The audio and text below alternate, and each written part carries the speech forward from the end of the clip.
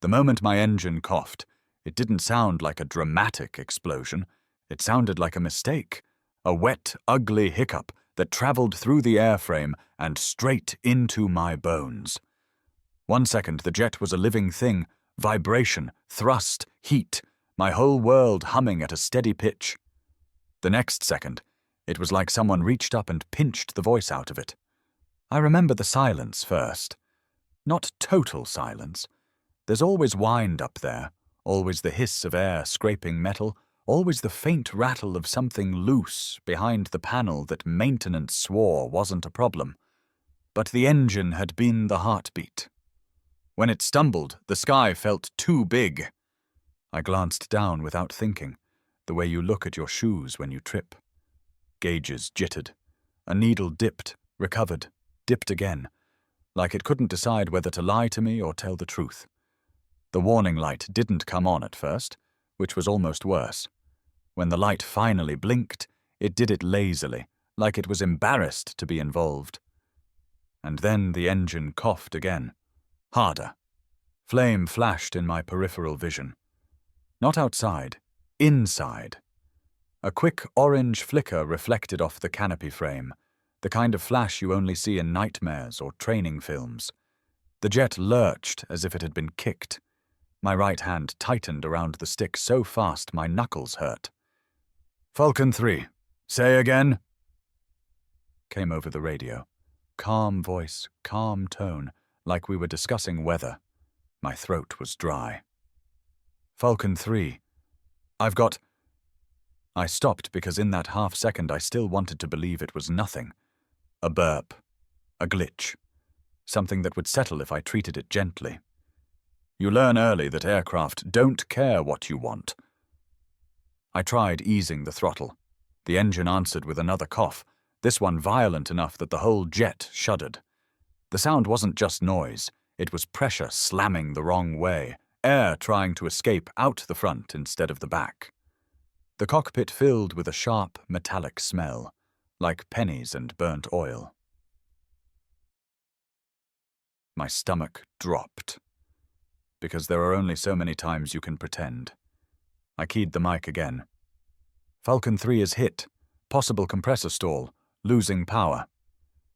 The word stall is polite. It makes it sound temporary, fixable, like you can talk it back into behaving. Outside the canopy, the world was postcard bright.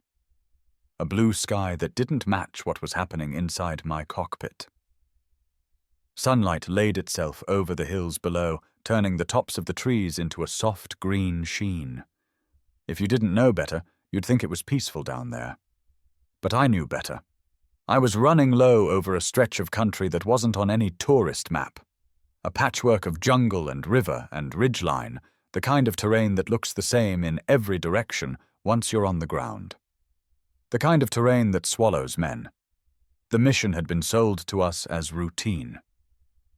"Eyes on," they said. "Confirm movement. Mark it. Come home."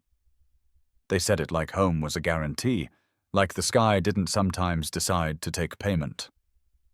At the morning briefing, the captain tapped the map with a pencil and didn't meet anyone's eyes. The plywood walls of the shack were sweating in the heat. The fan in the corner just moved hot air around. Somebody behind me cracked a joke about the coffee tasting like jet fuel, and everyone laughed too loud. I remember my crew chief at the revetment. He was older than me and looked like he'd been carved out of leather. He slapped the side of my bird and said, "Bring her back! I don't want to write another report." Then quieter, like he didn't want the jet to hear. "And bring yourself back." Now, with the engine coughing under me, that sentence replayed in my head as if he'd said it 5 minutes ago. Another stutter. The nose dipped. Airspeed bled away in thin, terrifying increments. I tried to turn toward friendlier air, toward anything that wasn't green and endless, but the controls felt wrong, heavy, delayed, like the jet was thinking about it before obeying. The warning horn finally screamed. That sound changes you. It cuts through training, through pride, through whatever story you tell yourself about being in control. I looked down. The jungle was closer than it had any right to be. And in that instant, right as the engine finally gave up and the world turned into wind, I realized with absolute clarity, I wasn't flying anymore. I was falling into the jungle. The first thing I did was try to bargain with the aircraft. Not out loud, just in that quiet, childish part of your brain that still thinks the universe negotiates. Come on, just give me 30 seconds. Give me a minute. Let me get to a road, a river, a clearing, anything. The jet didn't answer. It just kept bleeding speed like an animal bleeding out. Wind screamed around the canopy, a high, relentless howl that made the cockpit feel thin, like the glass was all that stood between me and nothing. My hands moved without my permission.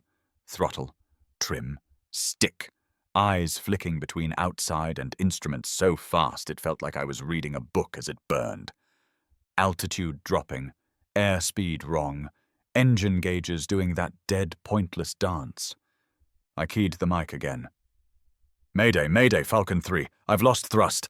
I'm going down. I tried to keep my voice steady, but the word down came out heavier than the rest. Static answered. Then a voice. Sharper now. Less calm. Falcon 3, what's your position? I looked outside like the hills would label themselves. There was a river below, brown ribbon cutting through green, and a ridgeline like a spine. Near a river bend, west of what? West of everything. I'm punching out, I said. And that was the moment it became real. Not a scare, not a hiccup. A decision that would either save me or scatter me across the canopy. I reached for the ejection handle, and my fingers hesitated, just a beat. It's stupid how much your body resists its own survival. Pulling that handle means accepting you've lost the machine. It means stepping out of the one thing built to keep you alive and trusting a nylon flower to do the rest. The jet shuddered again, like it was offended I was leaving. The nose dropped. Trees rushed up fast enough to make my vision tunnel. I pulled. The world detonated. There's no graceful way to describe an ejection. It's violence wearing a safety label, a cannon under your spine, a fist from God. The seat fired and the cockpit vanished in a blink. Canopy gone, air slamming into me, my body suddenly weightless and then brutally heavy. For a fraction of a second I saw sky and nothing else. Blue, bright, clean. Then the parachute snapped open above me with a crack so hard it felt like my ribs tried to exit my chest. The harness bit into my shoulders and thighs, and pain flashed white behind my eyes. My right shoulder screamed, something tore or shifted or both. I spun, dizzy, legs kicking at empty air. Below me the jungle filled my vision. Not one shade of green, but 100. Dark green, bright green, sick yellow green. A textured surface like fur, rippling in wind. No clearings, no roads. Just an endless canopy that looked soft until you remembered what it's made of. Treetops, branches, vines, hardwood waiting to break you. I tried to steer, pulling on the risers, but the wind toyed with me. The canopy carried me where it wanted. Somewhere to my left, a dull thump echoed, my jet hitting something, then another sound like metal tearing. A brief bloom of smoke rose above the trees. Then it was gone. Swallowed. My descent felt slow and fast at the same time. The air was hot and wet, and every breath tasted like plants. I remember thinking, absurdly, it smells alive. Then the canopy reached for me. Branches grabbed at my boots. Leaves slapped my face. The parachute lines hissed through foliage, snagging, stretching, snapping back. I hit something hard, maybe a branch, maybe the trunk, and the impact knocked a grunt out of me. The parachute tangled. My body swung like a pendulum, and then I dropped. Not far, maybe 8 feet, maybe 12, but it felt like a mile because I wasn't ready. I hit the ground on my side and rolled. Pain flared in my shoulder and ribs. Mud filled my mouth. Something sharp cut my cheek. I lay there for a second, stunned, listening to my own breathing like it belonged to someone else. The jungle pressed in close. It was darker under the canopy. The light filtered into green shadows. Insects screamed. Somewhere nearby, something small moved through leaves. Fast, cautious. Training tried to climb into my mind. Get out of the harness. Hide the chute. Get away from the crash site. I forced myself up onto one elbow. My shoulder screamed again, and my vision flashed with black spots. I looked down and saw the parachute draped across low branches like a white flag. A beacon. A sign that said, "Pilot here to anyone with eyes." My hands shook as I fumbled for the quick release. I fought the straps, teeth clenched, fingers slippery with mud and sweat. The harness finally gave, and I crawled out, dragging myself away from the bright nylon. That's when I heard it, the sound that made my stomach turn cold. Voices. Not close yet, but close enough. And underneath the voices, low and eager, the unmistakable sound of dogs. The voices weren't panicked. That was the worst part. They didn't sound like men surprised to find something in the jungle.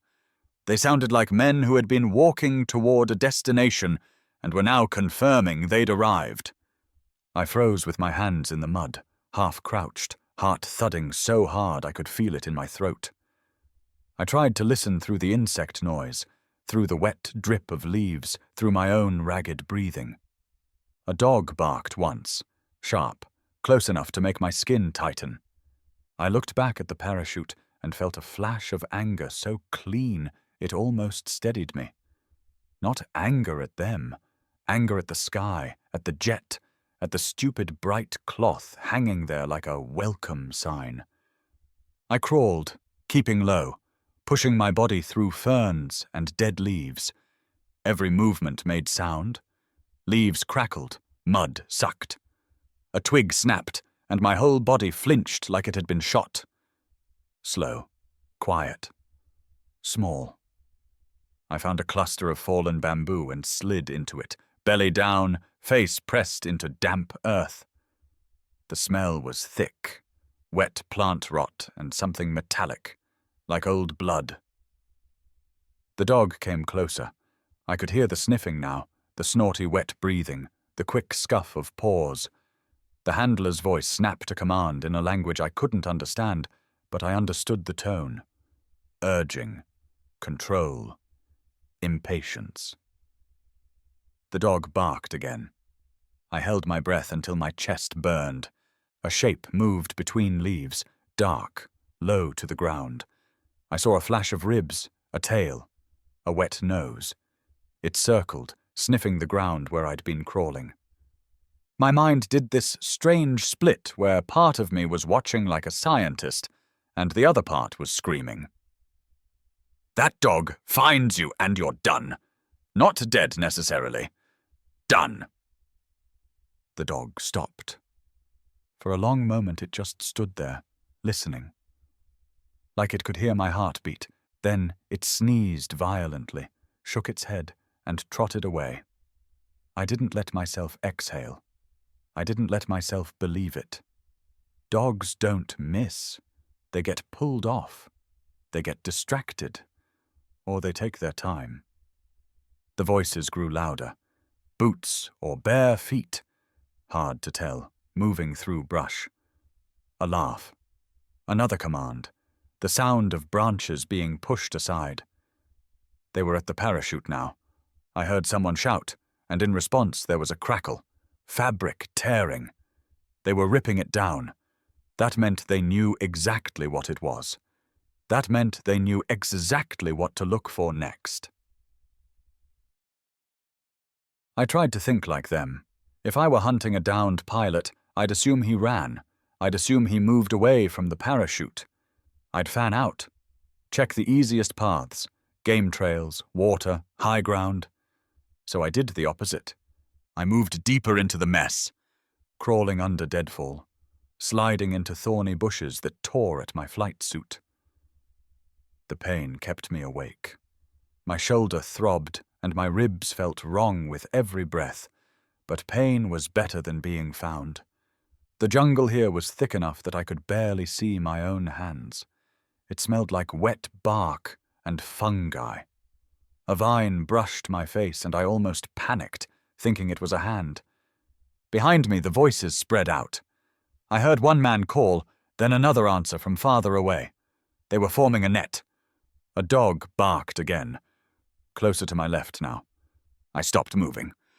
I counted breaths again, because breathing was the only thing I could still control. 4 in, hold, 6 out.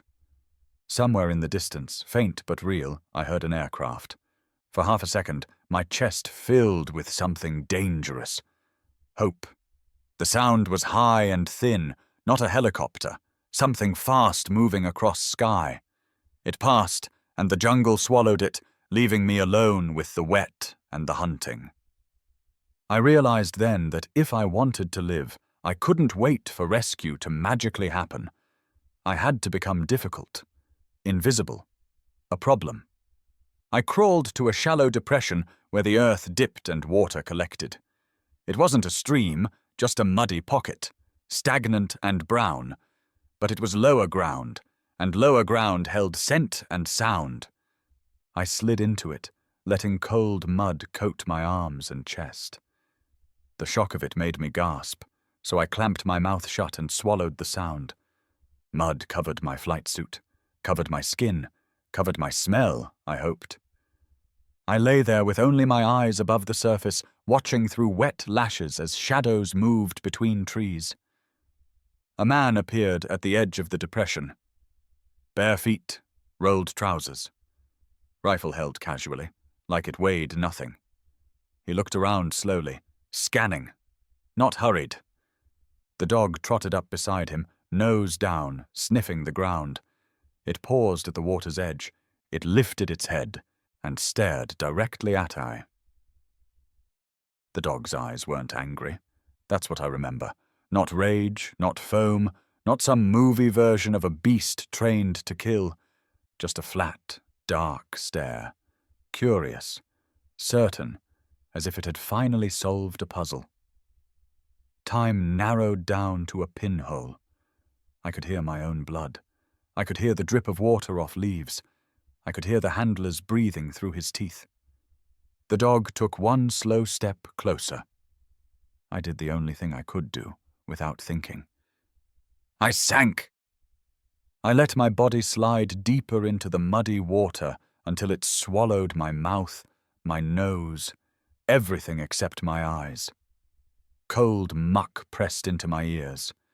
The world went muffled and distant, like I'd put my head inside a drum. I counted in my head. 1, 2, 3. The dog's nose touched the surface. I saw the ripple. I saw the little bubbles where it breathed. The handler said something sharp. The dog hesitated, then sneezed again. Hard. Mud flecked off its snout.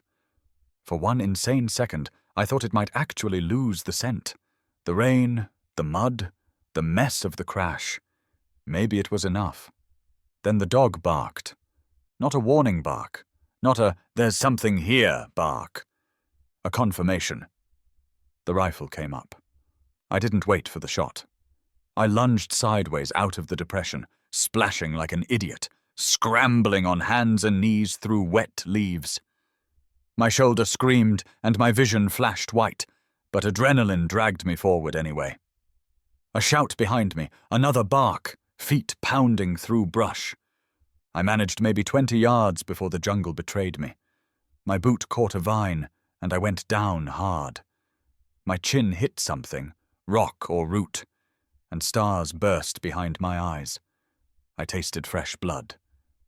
Hands were on me instantly, rough, efficient. Someone wrenched my arms behind my back. A knee pressed into my spine. Rope bit into my wrist so fast it felt like fire.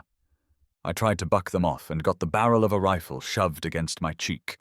Not a strike, just pressure, a reminder of options. One of them grabbed my hair and yanked my head up. I saw faces through rain and leaves, young men, older men, eyes hard from being certain of their place in the world. The dog stood beside them, tail stiff, looking pleased with itself. A man squatted close and spoke slowly, like he was talking to a child. "Pilot," he said in broken English. Not a question. I didn't answer. I couldn't. My throat was mud and fear and copper. He nodded anyway, like my silence confirmed everything he needed. They hauled me to my feet. The jungle spun. I tried to steady myself and nearly fell. A hand clamped my elbow and kept me upright. Not kindness, control. They blindfolded me with something damp that smelled like smoke and old sweat. The world went black. Then the march began. At first I tried to keep track. Count steps, note slopes, listen for water. Training. Survival school stuff.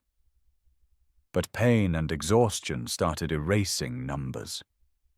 My wrists went numb under the rope. My shoulder throbbed in a deep, sick rhythm. My feet slipped in mud, and every time I stumbled, someone shoved me forward. The jungle on a blindfold is different. You don't see it, you feel it. Branches slap your face, roots trip you, insects crawl into the edges of your clothes. The air itself feels like hands. I heard them talking around me, casual, even amused at moments. A laugh here, a comment there. Not cruel, just normal. That was almost worse than cruelty. It meant this was routine. After what could have been an hour or a day, the smells changed. Smoke, stronger now. Food, human waste. Too many bodies packed together. The blindfold came off and light stabbed my eyes. I blinked hard, tears streaming from the sudden brightness, and the first thing I saw was bamboo. Walls lashed together with vine, sharpened stakes angled inward like teeth. A gate creaked open. Inside was a clearing churned into mud by countless feet. A few huts, low and dark. Guards lounging with rifles as if they were bored. And men, thin, hollow-eyed, watching from the shadows like ghosts who hadn't figured out how to leave. A man stepped forward, older than the rest. Hair clipped short, clean shirt. On his wrist, a watch. That watch hit me like a punch, because it looked too neat for this place. Like time itself had decided to keep working for him. He studied my flight suit, my face, my bound hands. Then he said carefully, in English, "Name." I gave him my name because refusing felt pointless. He nodded as if he'd expected it. "Unit?" I gave him the safe answer, the one you're supposed to give. He listened, expression blank, then turned slightly and spoke to a guard. The guard walked away. I waited for the beating, the questioning, the moment where pain becomes a language. Instead, the older man stepped closer, close enough that I could smell tea on his breath. He tapped the face of his watch once. Tap, tap. Then he looked at me with a calm that made my stomach crawl. "Tomorrow," he said. And just like that, the jungle hunt ended, replaced by something tighter, smaller, and somehow more terrifying. A schedule. They didn't throw me in a cell by myself. They did something smarter. They put me where I could see what time does to a man. A guard shoved me toward one of the huts, and I stumbled inside on bare feet, the mud cold between my toes. The air hit me like opening a closet that's been sealed too long. Smoke, sweat, sickness, and that sour human smell you only get when too many bodies have been afraid in the same place for too many days. Bamboo slats formed the floor. Men lay on them like bundled sticks, some staring up at nothing, some watching me with eyes that didn't blink enough. A cough rattled in the back of the hut, wet and deep, like it had teeth. A guard pointed. "Sit!" I lowered myself onto the slats. The rope around my wrists was retied, tighter than before, just to make sure I understood they were still in charge. My shoulder throbbed with each movement. I kept my face blank because the moment you show pain, someone learns what it costs. The older man with the watch stood at the doorway, letting his shadow fall into the hut. He didn't raise his voice. He didn't pace. He didn't need to. He looked at me the way a mechanic looks at a part he's about to remove. "Tomorrow," he said again, as if it was a gift. Then he left. His watch stayed with me. That sounds stupid, but it's true. That clean, ordinary circle of time on his wrist, here, in this mud and rot, was the first thing that made the fear settle into my stomach and stay there. A man beside me shifted. Older than me, cheeks hollow, hair matted. He moved slowly, like every motion had to be approved by pain first. He leaned close enough that I could smell him, smoke and sweat and something medicinal. "Don't talk to him," he murmured, eyes still facing forward. "To who?" I whispered. "The one with the watch. He's not the worst one," the man said. "That's how you know he's dangerous." I swallowed. "Who are you?" He hesitated, like names were expensive. "Cal," he said finally. "Used to be a medic. Now I'm whatever survives." On the other side, a younger guy, barely out of boyhood, sat up fast, like my presence was a spark. His eyes were bright, too bright for this place. Hope burns hottest right before it burns out. "Your Air Force?" he whispered. I nodded. He exhaled hard, shaky. "I'm Mason, radio guy." Or I was. He glanced toward the door, toward the dark where guards moved. "They'll want you. Pilots mean something. Your value." Cal made a soft sound that might have been a laugh in another life. "Don't fill his head," he said. Mason ignored him. "They took 2 guys last week," he continued. "Said transfer. Never came back." Cal's jaw tightened. "They say lots of things." A guard appeared with a dented pot and a ladle. He poured grey rice water into tins, stopping at each man like he was paying out coins. When he reached me, he paused, looked me over, then poured less than everyone else, as if he'd made a private decision about what I deserved. That was the camp in one motion. Nothing you could argue against, nothing you could predict. Night fell without a sunset. The hut darkened. Mosquitoes arrived in waves. I lay on bamboo slats and tried to get comfortable with my hands bound, which is like trying to sleep while holding your own breath. Outside, rain started again. It drummed the roof. It ran down the walls. It turned the clearing into a soup. Somewhere in the middle of the night, a scream cut through the camp, one sharp sound, then muffled, then gone. Nobody moved. Nobody spoke. The silence afterward felt practiced. Cal's voice came near my ear. "Hear that?" he whispered. I didn't answer. "That's why tomorrow matters," he said. "Tomorrow is when they decide what you become." Mason's whisper trembled from the dark. "Maybe it's a trade." Cal's reply was flat. "Or a punishment, or a relocation, or nothing. The point is, you don't get to choose." I stared up at the roof and listened to the rain and thought about the jungle. How terrified I'd been of it. How honest it had felt compared to this. At least the jungle tried to kill you without pretending it was paperwork. In the doorway, a guard silhouette paused. A flashlight beam swept across faces, across ribs, across hollow eyes. It stopped on me for a second too long, then moved on. When it was gone, Cal shifted closer. His fingers brushed my rope like he was checking its fiber. "You want to live?" he whispered. My throat tightened.